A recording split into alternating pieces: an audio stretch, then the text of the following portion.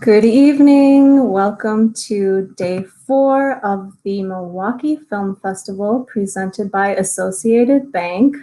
I'm Marielle Olschwung. I'm the education manager at Milwaukee Film, and this is the Nightcap presented by the Yabuki Foundation. It's also the evening of Mother's Day, so much love and shout out to all the moms of all kinds out there. And if you are tuning in after Mother's Day, you still deserve to be celebrated. So permanent forever pass to being honored no matter what. So, and in the spirit of Mother's Day, I think that'll be a recurring or a theme this weekend and this evening. And let's do a few housekeeping notes, shall we? Don't forget to cast your vote for the Alan H. Budd and Suzanne L. Seelig Audience Award. To do that, visit the Film or Shorts program page at watch.mkefilm.org. Log in with your pass or ticket code and click the button that says Vote Now, and you'll be connected to the form that serves as your ballot. Please don't tear your computer screen. This year, voting closes at 11:59 p.m. on May 19th, and our awards will be announced at a live virtual ceremony on closing night of the festival. So will be at 7 p.m. Tune in and see if your favorites win.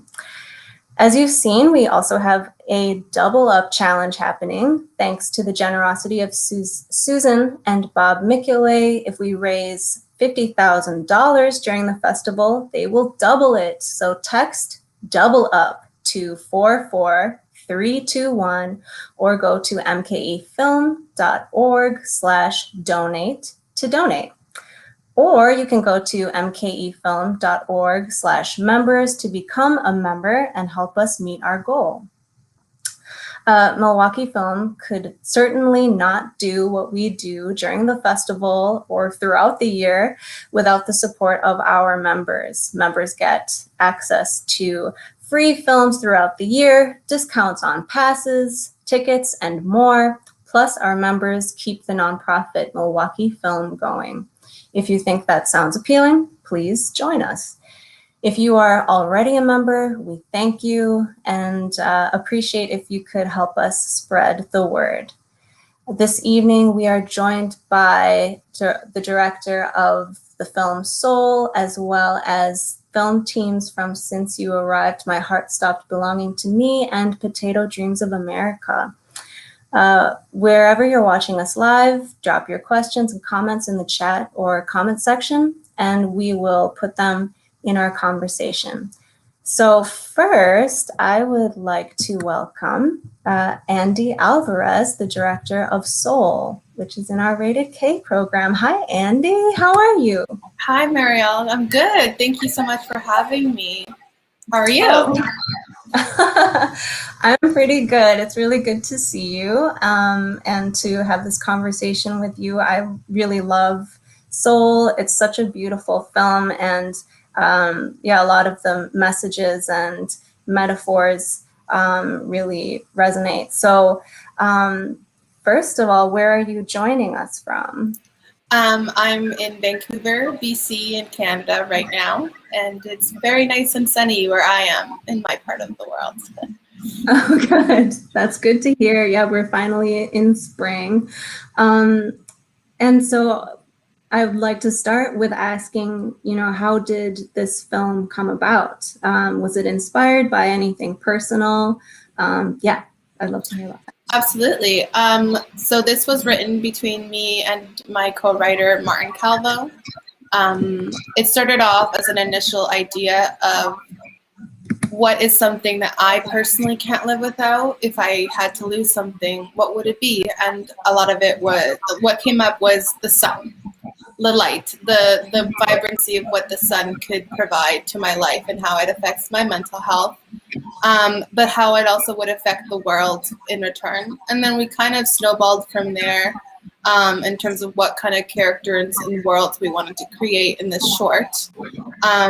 Primarily, the relationship that Claudia, who's our main character, has with her daughter, Marisol, also comes with my fear of becoming a mother, of becoming a mother in a world where I'm unsure of what the future holds in terms of the climate change scenario, as well as, you know, not being able to protect my child from airborne or a pandemic, you know, situation. So it was kind of an amalgamation of all of those fears being put in this one character who, as a mother, has this, you know, role to play in her child's life. And we just wanted to create something.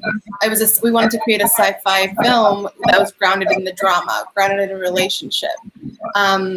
So yeah, where it was inspired was a lot of my fears about the future and the climate change crisis, as well as what would happen if we lived in the world where we didn't have a son. Mm-hmm. Thank you.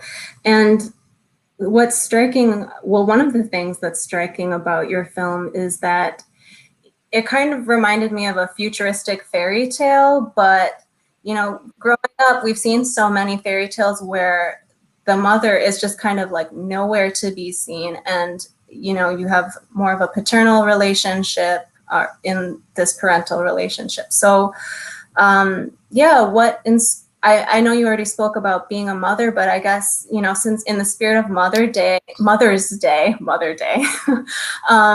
what was that like for you to kind of flip the script on this sort of fairy tale trope, you know, with family structures? That's an amazing question. I actually have, since writing that script, I always wish somebody would ask me that, because it was a deliberate choice. It was like, we did notice that a lot of sci-fis, a lot of stories that carry the same themes that we wanted to show were helmed by either a father-son or a father-daughter duo in that scenario. But I really wanted to see a woman of color, but B, a woman, a mother, be able to teach her daughter, specifically daughter as well, mechanics, and know the ins and out of how to grow a plant and be able to sustain her own, you know, self in an environment where that is unpredictable. Because there aren't enough women in STEM. You know, we need to show that to young audiences that that's a possibility. And as a creator, I have that ability to be able to cast and write characters that showcase, you know, diversity, and doesn't have to also talk about the adversity that, you know, those actors or those people of color do face. So it was also like inspired by my own father. Like, my father's a mechanic. He does a lot of fixing around the house. It's a lot, you know, so her personality that I wrote for Claudia, who's our main character, I was like, I want to see that in a woman. I want, you know, my mom's also very eclectic, very like hands-on. So it was inspired by my parent, like, it's as if both my parents were in one person, and they kind of, you know, because in the story, Claudia she didn't choose to be a single parent. Later on, you find out that her partner passed away because of an incident that happened outside, and that's why she doesn't allow for Marisol to go outside, because she doesn't want to risk losing her only other, you know, living human being in her family. So, yeah, it was a depiction of what a mother looks like when she's alone, but also what, you know, a woman looks like that has to survive and has to also teach her family how to survive. So I wanted that to come across, and I'm glad that I was able to. Definitely. And I just want to like highlight and underscore everything you just said. So thank you so much for sharing all of those insights. And yeah, I was going to ask this question later in our interview, but I feel like now's a really good time for it, which is, you know, what role do you see motherhood playing in dealing with the climate crisis right now, or even just thinking of, you know, the roles that mothers have had, you know, throughout history, and kind of being the keepers of a lot of, knowledge when it comes to nature, and I guess maybe they call it cultural reproduction, or what would you, do you think about this? What are your... No, absolutely. And I mean, I will like to say I'm not a mother.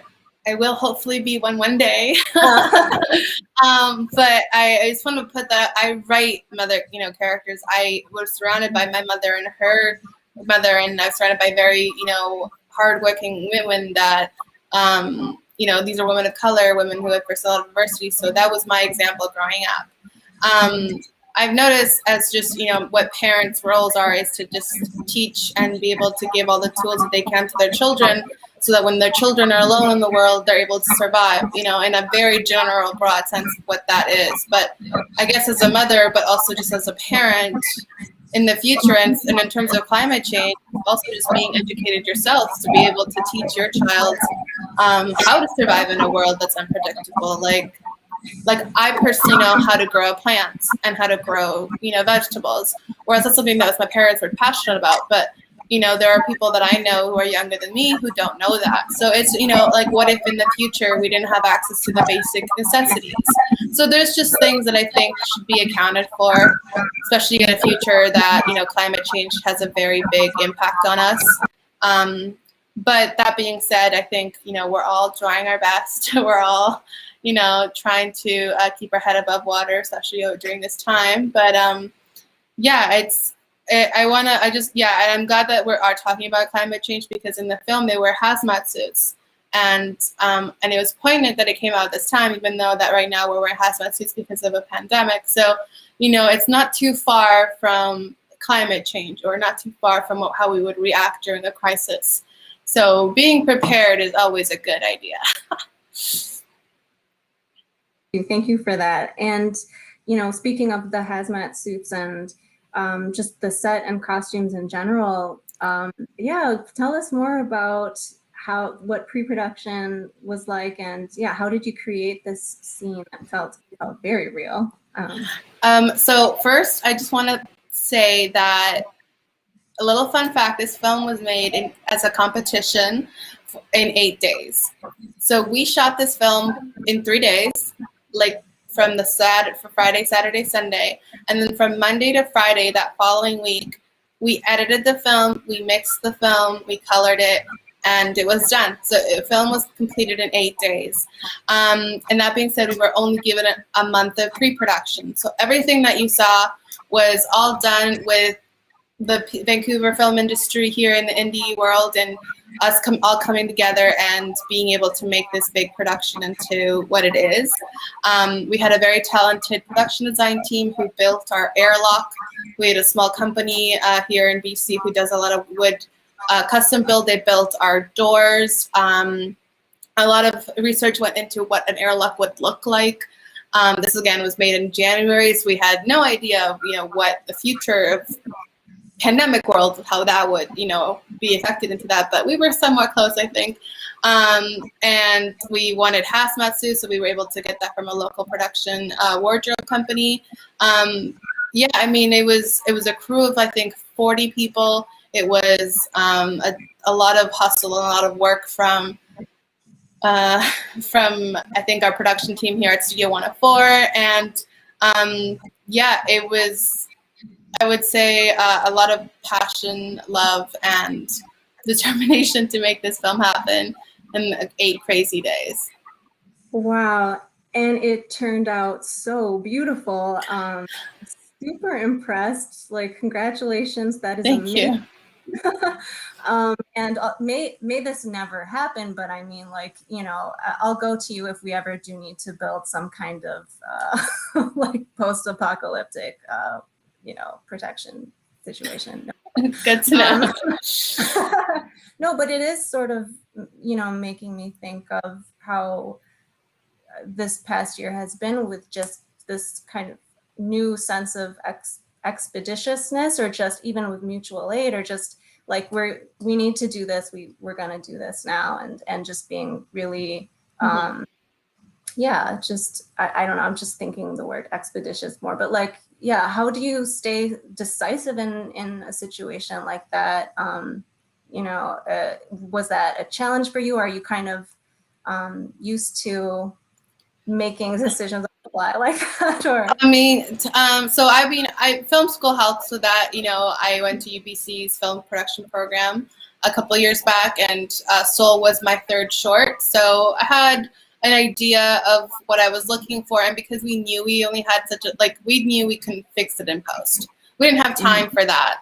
So we had so much prep of, storyboards, of acting out the scenes just between me and my writer, and like us shooting what those scenes look like, and how that goes into a shot list. So there was so much planning in the pre-production phase that it set us up for success a lot. And for example, in the exterior scenes for the smog, it was all practical effects. There's no visual effects because we knew we didn't have that time. So all of the fog, all of the big mist, we were blessed with a very cloudy day here in Vancouver, which is not a rarity. It's just a great time because the next 2 days were just sunny, which would have been terrible because we are in a world where there's no sun. So that day was a blessing. And then on top of that, our special effects team had hoses of just, fog in the surrounding area. So a lot of it was just pre-production planning and hoping that, everything worked out perfectly. And it did, thankfully. And then, of course, it was, little things. I think I'm very good at being like, yes, no, let's move on, So, it's a lot. I mean, if you were to ask me how I got to that place, it's just practicing, practicing as a filmmaker, practicing as a director. So, yeah, I was okay. Awesome. And I'd love to hear about the lead actors. How you found them and what their dynamic was like on set. Absolutely. So we were paired, because of the part of the competition, we were paired with a casting director. Her name is Jackie Lind. She's an amazing, well-known casting director, and an Emmy Award winner here in Canada. And she connected us with, a variation of other amazing actors, but I came to her first, and I was like, I really want to cast African Canadian women as the leads. And in Vancouver, that's a little difficult because we don't have a lot of diversity compared to Toronto or LA. So we only had a selection. But I also knew that I wanted to cast Rukia Bernard, who is our lead, for Claudia. And I had seen her as one of the big leading characters in the show Van Helsing on Netflix. And I know that film did Vancouver. So I was like, I want to see if she would be interested.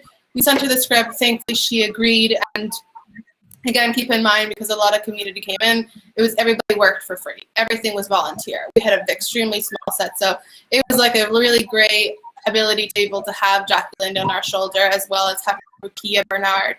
And once we had Rukia, we were able to then cast someone similar to Rukia for a daughter. But we also wanted to cast someone who could be a mixed, child, because we wanted the father to be of a different race than Rukia. So we saw in the casting sessions Arya Birch. She is a very talented young woman. She is in she's in Pup Academy. It's I think a Disney Plus show. She's one of the leads in that, but she is extremely talented, and working with both of them was just honestly a blessing. I hadn't had the chance to work with such professional actors before, so having that shorthand of being like, oh, this is what I was thinking, and they'd be like, oh, that's great. What if I did this? And I was like, that's a much better idea than I had. Let's do that, So it's a very collaborative process. I think as a director, I came in with my ideas, and then they came in with theirs, and then we tried it out, and then we see how that worked. And there was a lot of scenes that I felt as a writer, I was writing them down, but then on set, when they performed them, I was like, oh, I didn't know we could take it there. And that's a really cool way of exploring the same scene that I had written, but it was a different message that was coming through. So through the acting. So honestly, it was a great experience, and I would 100% work with them again. And I was just so lucky to be able to have them for 3 days. Oh, I think you're muted. There you go. There you go.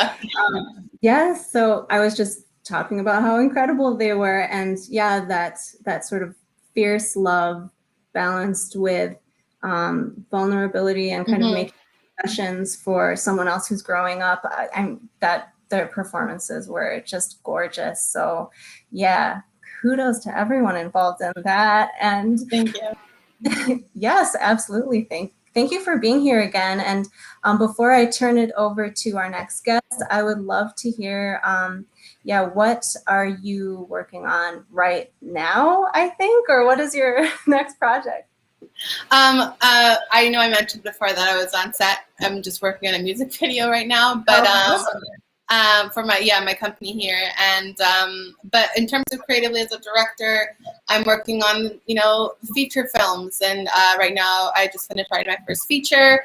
Very different than what I've ever done before, because a lot of my shorts play with themes of family and Latinx stories, and kind of just the adversity of being in a specific environment, whereas this new one is very much the opposite of that. But it's super exciting because it's a suspenseful thriller, romance, and we have lots in the pipeline for creative projects coming up. But I think the next step for me is feature films. Awesome, and I bet they will be gorgeous. So we can't wait to see what Thank you. Do. Yeah, absolutely. So again, for those tuning in, you can watch Seoul in our Rated K program, Kids Short Size Large.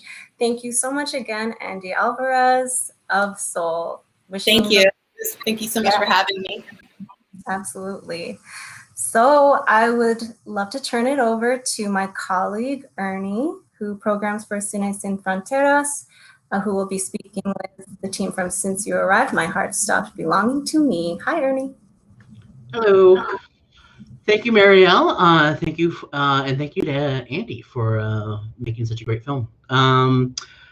And thank you, everyone, for logging in on your Sunday, on Mother's Day, spending some time with us to talk to these filmmakers and these great films. Even if we can't be there in person, we love the fact that we can do this virtually. And then hopefully, who knows, maybe next year we can be in person. But for now, I want to go ahead and bring out the director of the short film, Since You Arrived, My Heart Stopped Belonging to Me, Aaron Kirkdill, who I believe you're in the Bay Area right now, Aaron, is that right? Yeah, I'm in Oakland, California. Very good. Well, thank you so much for joining us. Thank you for sharing this film with us. This is in the Cine Sin Fronteras block. If you haven't had a chance to see that block yet, please, I would encourage you to do so. And for people who don't know, your film is somewhat relevant that we're showing this on Mother's Day, or we're talking on Mother's Day, since this is about mothers from Central America documentary who are searching for their children who have immigrated to the United States and have gone missing. And it's about the mothers who search for their children, sometimes for years, sometimes for the rest of their lives, to find out what happened to their missing children. Talk to me about not just this film, but all your films. All your documentary films deal with social issues, and sort of what your goal is with the documentary film sort of form, and what you want to accomplish with your films. Yeah. Well, first, Ernie, thank you, and thank you, Milwaukee Film Festival, for having me. I participated last year and kind of watched and devoured your program online, and I feel really happy and grateful to be a part of the festival this year. And that's a big question. I'll tell you about all of my films now. Yeah, I think a lot of my films, it's interesting because I've made thus far maybe 5 short documentary films. And when you're in the process of making a film, it's hard to have perspective. And I think now that I'm finished this film and I look back on my kind of collection of short films, they all follow girls or women who are all kind of in these difficult situations, but ultimately are inspiring and are fighting against the norm and are really working for their voices to be heard and to inspire collective action. And I kind of see my work in film as kind of elevating their voices even a little bit more, and kind of helping them with a platform and helping them, just share their stories maybe a bit more globally. Yeah, I think I read a quote by you or a blurb somewhere that you want to build solidarity and to incite social change through film. Yeah. And I think for me, like documentary film, I think traditional documentary film where it's like talking heads, very clear call to actions at the end of the film. I'm like less interested, and I'm more interested in like these more immersive and intensely like emotional films that really put the viewer into the lives of the people I'm collaborating with, and hopefully, you know, encourage them to think differently about these social issues that we hear on the news every day and on the radio and whatnot. Yeah, and then actually, there's a question from the audience kind of pertaining to this, and one of my questions is, how do you build that relationship with your subjects without, without them feeling like maybe they're going to get exploited, or maybe that, you're just there to sort of make a film, because I think, documentary film, it's very tough to sort of build that trust and relationship. How do you go about doing that? And in general, but then specifically to this film, these mothers have been, their heart ripped out essentially, and now you're asking them to make a film. Yeah, it's not easy. Let me tell you. I think for all of my films, I'm a really good listener, and I think whenever I want to make a film and whenever I want to kind of collaborate with someone who has a different background than mine, I kind of go into their space with just questions and like this desire to listen and learn from them and their experience. And I think everyone has their own story that they ultimately want to tell and share. And it's kind of just like building that trust with respect and curiosity and really ensuring that they trust me in the process. And if they say no to something, that I respect that decision ultimately. Mm-hmm. I think with this film, Since You Arrived, it was a bit difficult because pre-production was kind of like, it didn't happen. So a little bit of background. I lived and worked in Guatemala for about 4 years, and that's kind of how I first heard about migrants going missing and how these mothers were like informally searching. And I ended up going to film school, and I wanted to make this film on the back of my head. And I had a couple of connections with the caravan. And 2 weeks before they were leaving from the border of Guatemala into Mexico, I got a message being like, hey, we have a couple of empty spots on the bus. Would you like to join us? And so my partner and I rented a camera, flew down there, didn't really know anyone on the bus. So building trust and kind of having them feel open enough to share their stories with us in like the span of 2 weeks was like, we were like put in this pressure cooker where we just like had to, immediately just be like, hey, this is what we're doing. We'll respect you, and anything you don't want us to film, just tell us and we won't film it. But ultimately I went back to Guatemala and Central America after we filmed with the caravan and did the testimonies and the interviews with the mothers. Because I felt like when they were on this caravan, they were so emotionally exhausted that I couldn't ask them to tell their story again in front of me with a camera and a mic, and I wanted to respect them and this journey that they were on. Are you in contact with any of them still, or what time frame are we talking about when you made the film, and have you kept up communication with them? Yeah, so we filmed with them in 2018, and then I went back in 2019.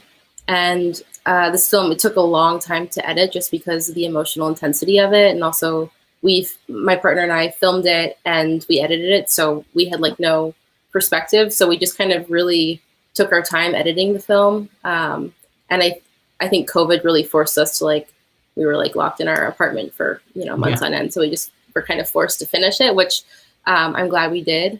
But I am in touch with a lot of the mothers through Facebook and WhatsApp.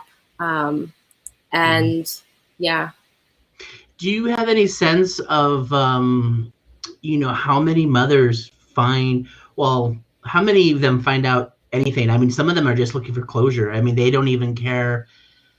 I mean, yes, they would like to find out that they're alive, but in some sense, even if they find out that they died, that's something, that is some sort of closure. Do you have any idea of, how many mothers find their children or get some kind of closure? I think when the statistic that I heard when we were on the caravan in 2018 is that there's this movement in Mexico called El Movimiento Migrante Mesoamericano, and they're searching kind of year round and supporting these delegations from Central America. And they've been operating, I think, for about 16 years. And in their 16 years, they've found, I want to say, around 300 migrants alive.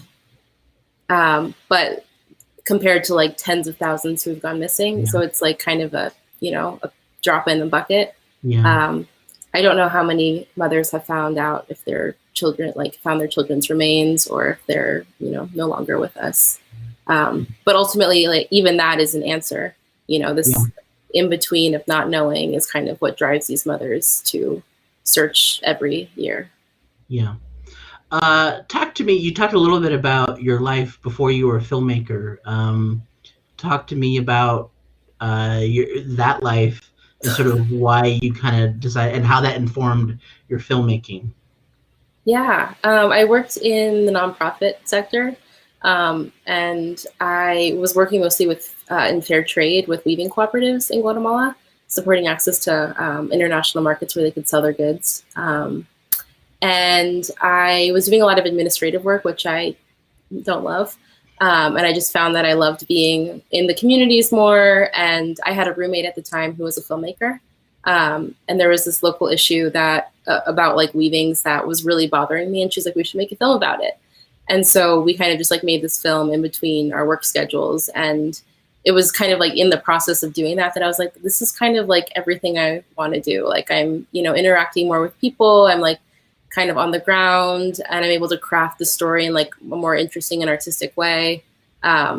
It's, nonprofit to like documentary film. It's, financially not great either way. So it didn't make a lot of difference. Yeah, you're not gonna get rich no. doing it. Yeah. I remember I told my dad, he's like, well, I'm just going to fiction film. I'm like, it's not where my passion is, Dad.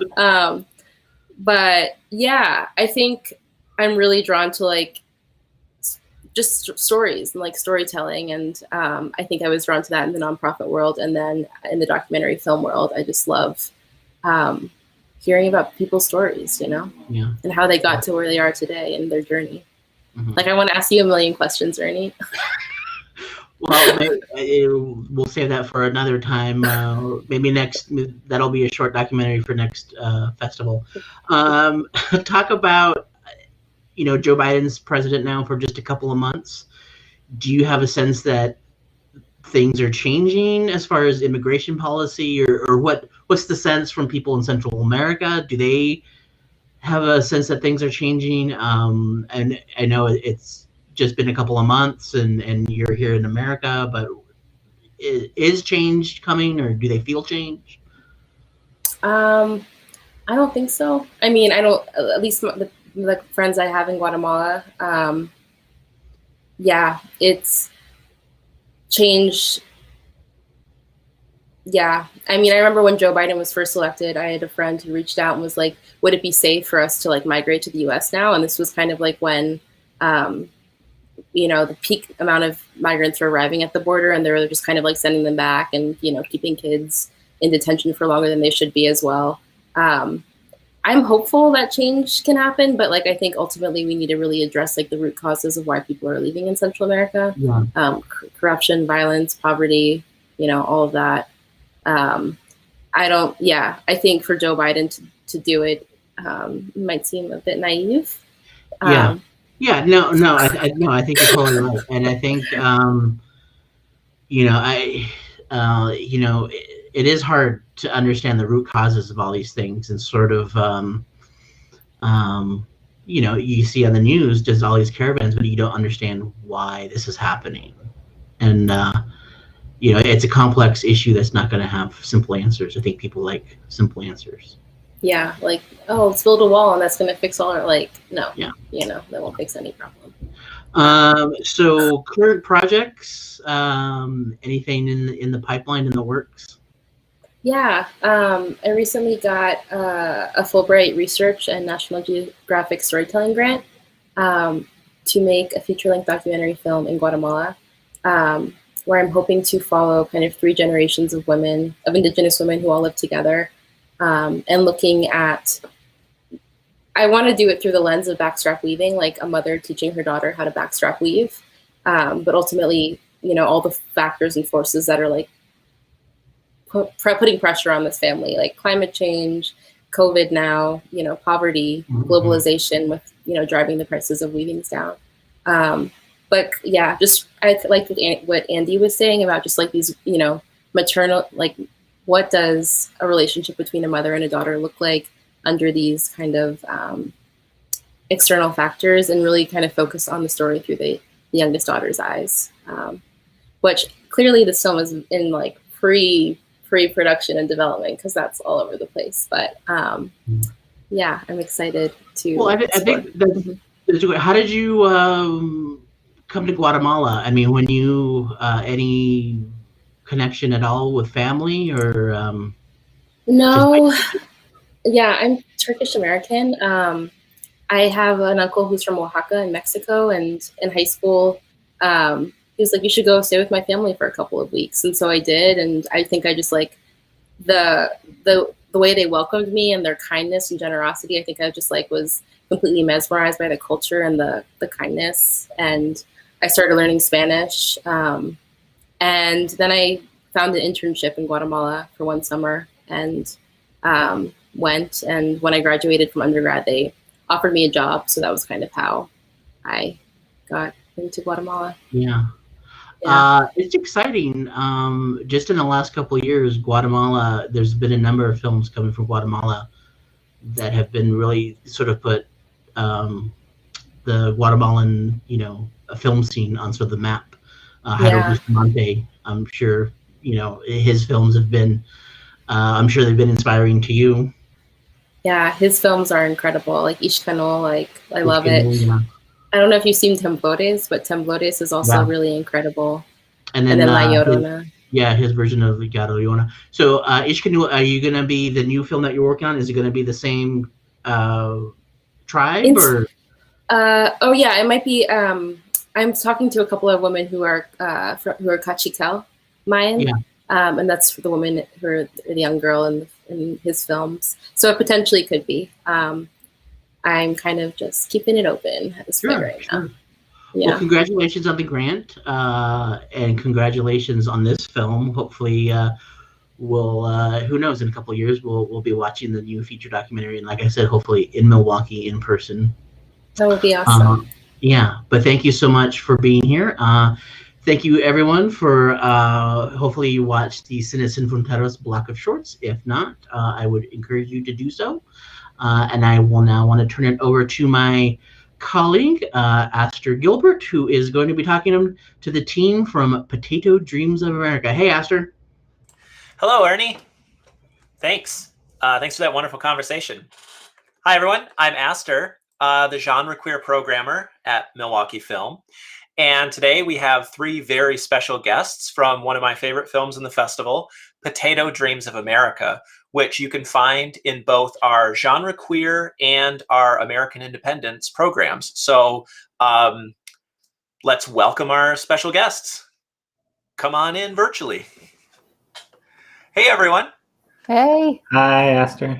Hi. Oh, we got the biggest block of people here. It's like our own Hollywood squares. And before we dive in, I just want to give a reminder to the audience. I know you're out there. I see the number. If you have questions, put them in the chat in Facebook or YouTube, and we will get to those questions in our conversation. So joining me, introductions, we have Wes Hurley. Hi, Wes. Hi. Wes is the director, writer, producer of Potato Dreams of America. Thank you for having us. Yeah, thank you so much for taking the time to be here. Where are you videoing in from, Wes? I'm in Seattle. Awesome. Based in Seattle. Cool. We also have Hirsch Powers, who is the star of the film, plays Young Potato. Hey, Hirsch, how are you doing? I'm good. How are you? Good. Where are you beaming in from? I am coming to you from Seattle, Washington as well. Awesome. We got a Seattle contingent here. Shout out to our artistic director, Kara, her old stomping grounds, and Catherine Joy, the composer of the film. Hi, Catherine. Hey, how you doing? Where are you? Are you also in? I'm not. I'm breaking with tradition. I'm in LA, but I lived for a long time in Seattle. It's kind of where I grew up in the film industry, and that's how I met Wes. Oh, awesome. That's great. Well, glad to have current and former Seattleans here in the Milwaukee Film Festival. All right, so I guess we'll dive right in. I'll start out, Wes, I have a question for you about the film. Now, this film is based on a true story. You know, it's autobiographical aspects of your experience. I'd really love to know, how did the idea come to you to tell your own story in this way? And did that make it harder because it's your own experience? Was that a little easier? Did you fictionalize some stuff? I'd love to hear where the idea of this film came from. Yeah, the film, I would say, is 99.999% very truthful to my experience. I am drawn to sort of magical realism and whimsical elements when it comes to coming of age stories. And so I tried to integrate those into the film. But as far as all the events and characters and things, it's very, very faithful to how things really happened. I started to explore making this film, I think like 9 years ago. There was a lot of controversy around Sochi Olympics being in Russia, and somebody asked me to write an article about my experience growing up gay in Russia. And so I wrote an article that just explored my experiences being a gay Russian kid back in the 80s and 90s. And it went viral. I got a lot of feedback, and it made me realize how rare are stories coming from Eastern Europe of LGBT people. And I thought it was really important to tell my story because it's a true story. It's also a very hopeful story, I think, in many ways, which I feel like is what we need right now, especially. And so I wrote the script around 8 years ago, and it was a really long process of raising money and, getting it made.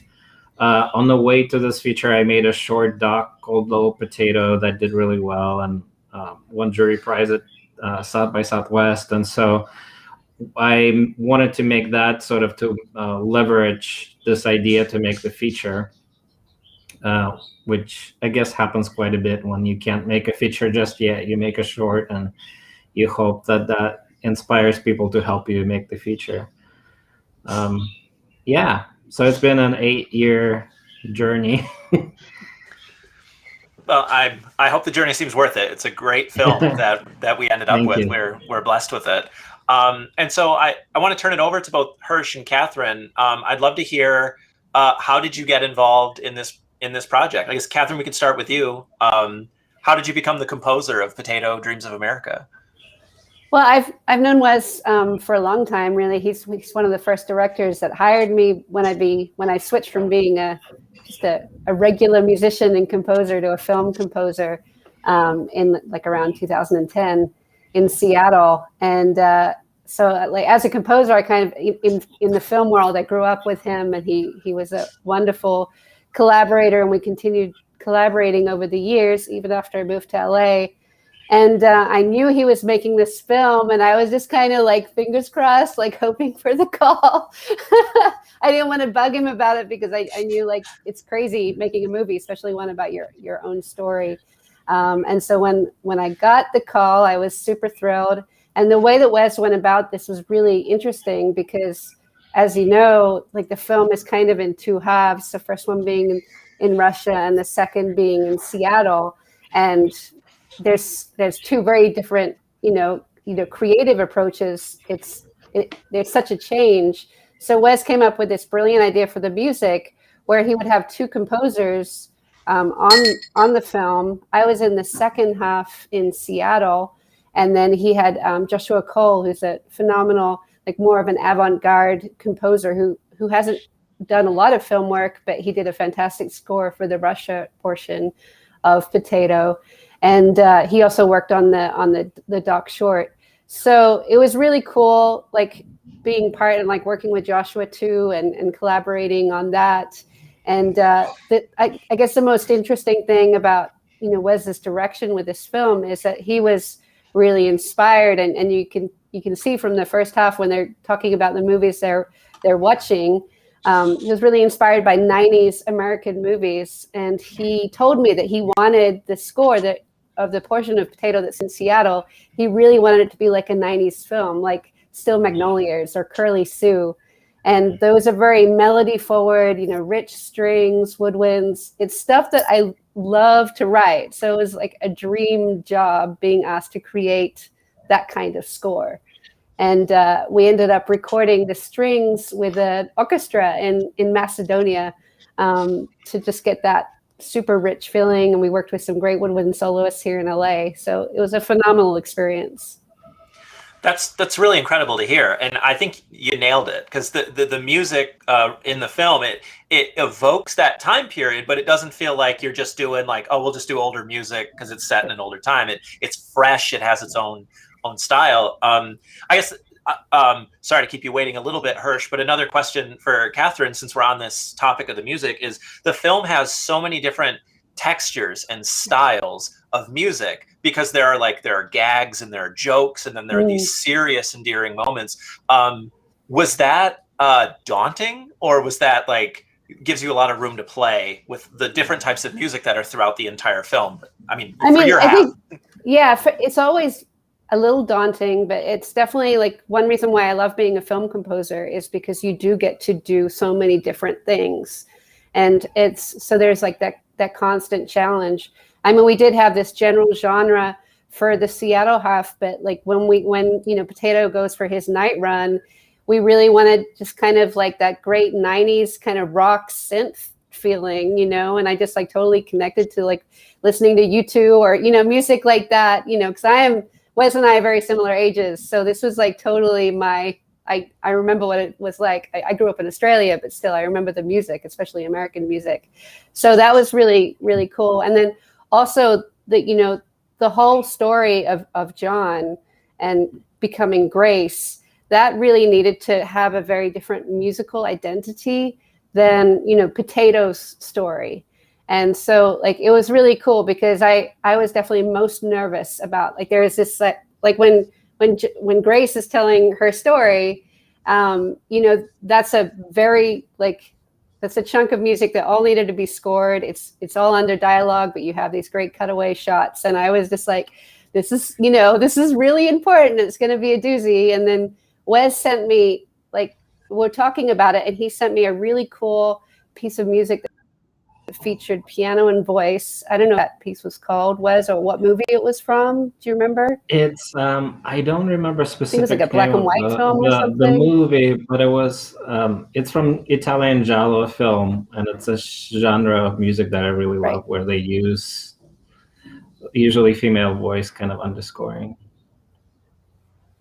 So he sent that to me, and this is what I love about being a film composer, because it totally set me off on this like really cool journey. And it came together really well. It's like basically I did it like the bones of it in one night, just like really spending time with that kind of music and recording myself singing like on my phone and then playing piano along, and just like that whole experience. But I mean, this is what I love about working with amazing directors like Wes, is they bring music out of you and they challenge you to create something that you wouldn't have gotten there by yourself, and that's just, it's awesome. It's so much fun to do. Awesome. Thanks for sharing that. I love hearing about that. I'm going to move over to Hirsch. Thanks for waiting, Hirsch. As we get to you. So, I have a lot of questions. Your performance is great, by the way. Incredible job. How did you get involved in this film? Did you answer a casting call? Did Wes find you? Yeah, so it was a casting call. I originally got this pitch from a casting call website, and this was my first feature film. And I was like, this is really cool. And I read the description, and I was like, this is a fascinating story and such an interesting person. And I was like, how cool would it be if I got to audition for this? And so I sent in a tape, and then I got called in for an in-person audition. And then I was cast a few days later, and that was like 2 years ago. And it was such an interesting process because I had never been in a feature film before, and it was just fascinating and so much fun. And as soon as I walked into the audition room, I was like, this is nice. This is really cool. And Wes is such a kind and welcoming person, and I loved it. That's great to hear. So a couple questions for you, Hirsch. I would love to know, like, what was it like playing basically the director? Did that make it a little more intimidating about getting it right, or did you feel more comfortable having the expert on Potato right there to kind of guide you? What was that experience like for you? Yeah, it was really nice to have him on set, number one, because just like he has so many incredible ideas. And also it was great to have like a resource there that I could go to. And I met with him a few times to just like talk. And I picked up on some of his mannerisms, and I asked him about how he handled certain situations. But I think an important part for me was kind of the alienation between Tyler's version of the character and my version of the character, because we are at such different places. I think we're almost two different people. And I think that was really interesting. So like talking to Wes, but not going too much into it, and sort of giving it a little bit of an eerie quality and just like having it be slightly off. I think that was really interesting. And because I come from a theater background, I think the sort of theatricality of the movie was really nice to play off of. Interesting. And so you bring up Tyler, who, for the audience, Tyler plays the older version of Potato in America. Hirsch, did you meet with Tyler? Did you work on the character together, or were you in your own separate worlds? Yeah, we were kind of in our own separate worlds. Tyler, by the way, such an incredible actor. Really fascinating, interesting, incredible take on the character. Unfortunately, I think we met one day on set. His portion of the film in America filmed before my portion. So we only got to talk like once we met on set, but we didn't have time to develop the character together. Interesting. That's really interesting to hear that behind the scenes stuff, because it's so seamless in the film. Like, you really feel that this is one person being brought to life by two different actors. So congrats, everyone. Like, awesome. Staying on this theme of acting and casting, Wes, we have a question from the audience, which is, it starts out, we love the film. Thanks, Kirsten.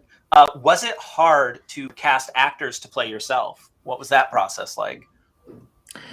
I anticipated it to be extremely hard, and interestingly enough, you know, I initially started casting the kid because I thought it's gonna take forever to find like a good kid actor, and I was so intimidated by this process.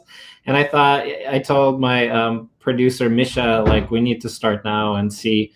It might take a year or more, you know. But we started auditioning and we found Hirsch, and I was just like, oh my God, Hirsch is amazing. I have to make this with Hirsch. And it kind of kicked my butt to like really fundraise aggressively and plan to make the movie as soon as possible.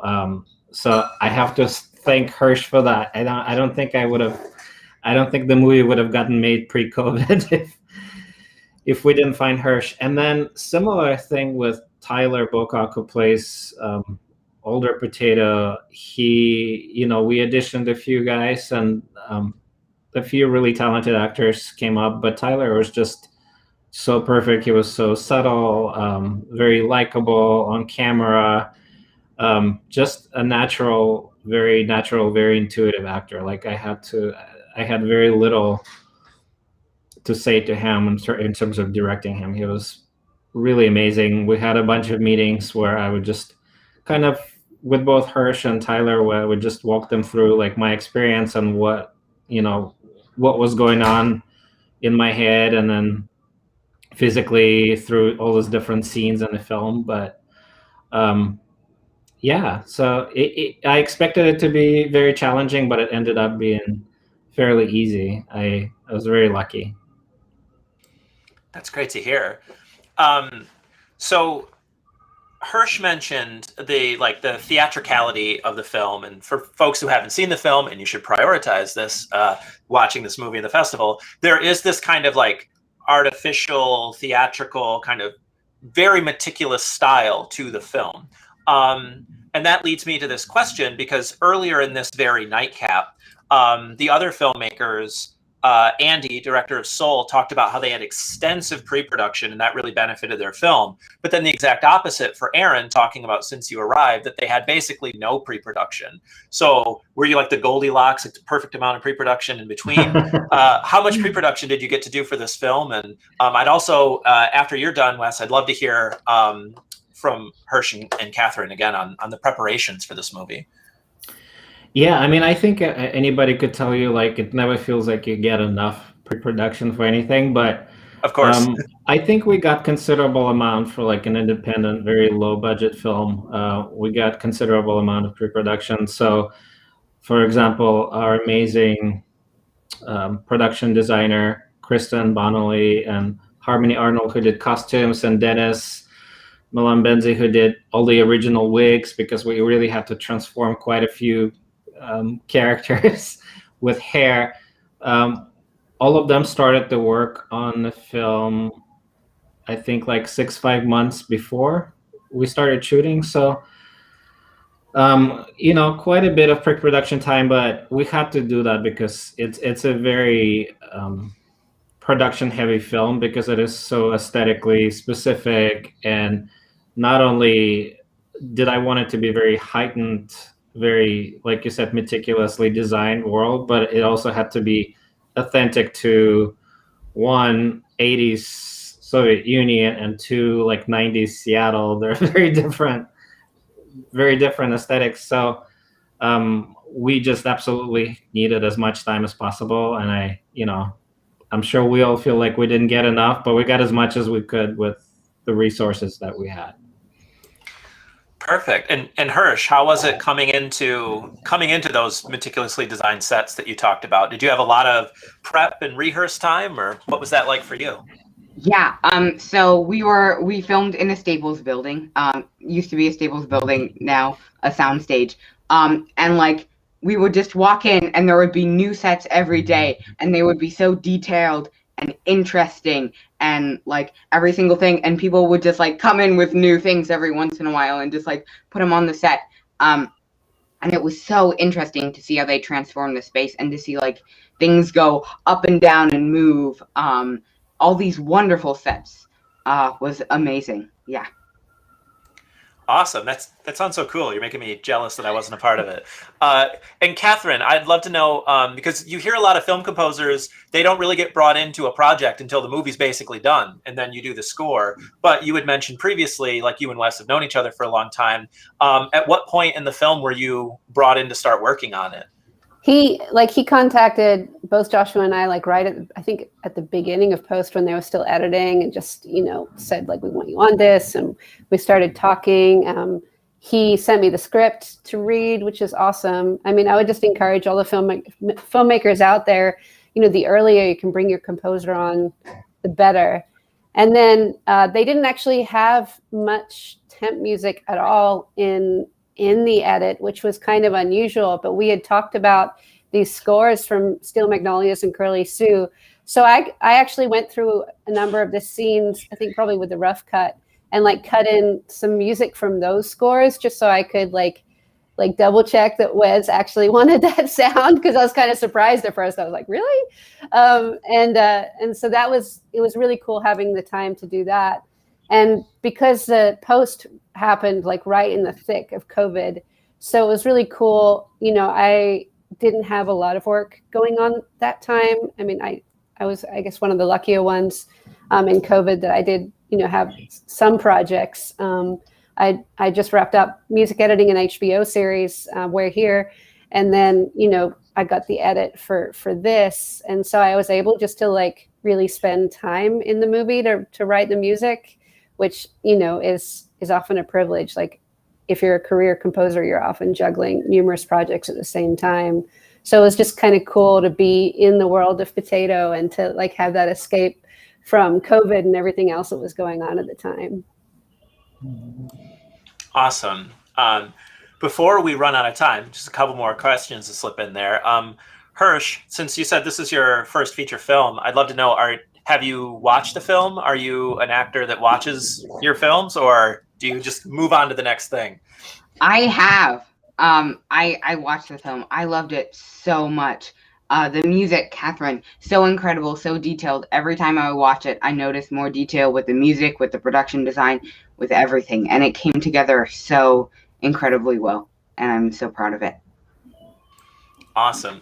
We have one other question from the audience before we start wrapping it up. Angela wants to know if you can answer this. Did the sailor at the end of the movie see the movie? We're not in touch, so I don't know. It's possible. I would say it's unlikely because of all the festivals being virtual this year. I mean, I don't know. Maybe it's actually more likely that they're virtual, but yeah, I don't know. All right. I wanted to know that question too, so I'm so glad someone from the audience asked. Yep. It's a good question. Yeah, I'm curious too. Yeah, thanks, Angela, out in the audience, who also remembers seeing the short film at the previous Milwaukee Film Festival when we played that. So, little connection there. I guess to wrap up, I would love to hear if you can tell us what are you working on now? What should we look out for in the future of your work, if you can say? I guess we can go start with Wes. Are you working on another project, or are you sticking with Potato as it works through the festivals?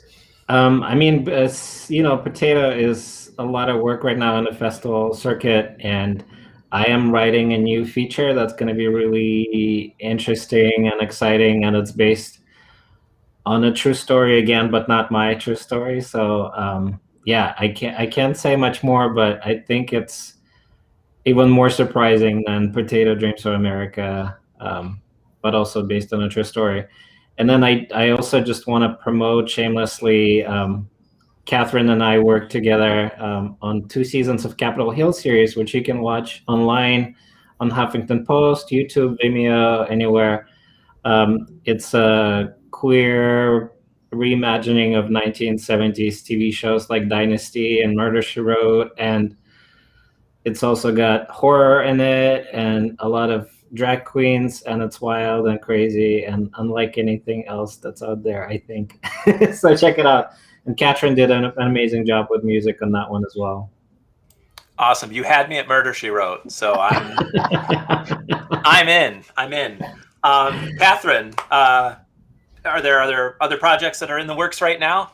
Yeah, I'm scoring 2 documentaries right now. One is called Prognosis, which is the final journey of social justice filmmaker Deborah Chasnoff, her final journey with cancer.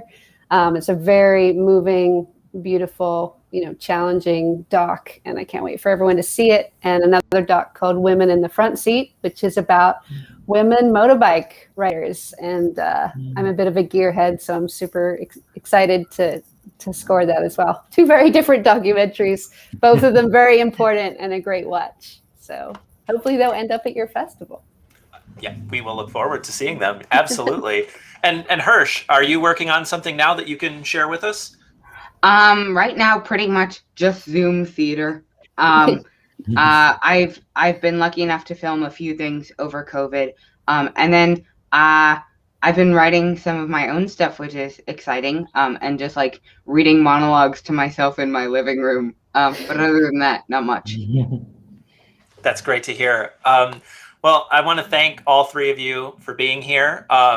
Absolutely love the film. I'm so grateful that we have it in the festival. Everyone in the audience, if you haven't checked out Potato Dreams of America, please do. It is heartwarming and charming and funny and surprising. So Wes, I can't imagine another film that's more surprising than Potato, because this one really, it's got some twists and it's great. So check that out. Thank you, all of you, for being here. Thank you, Askit. Thank you, LaShonda, too.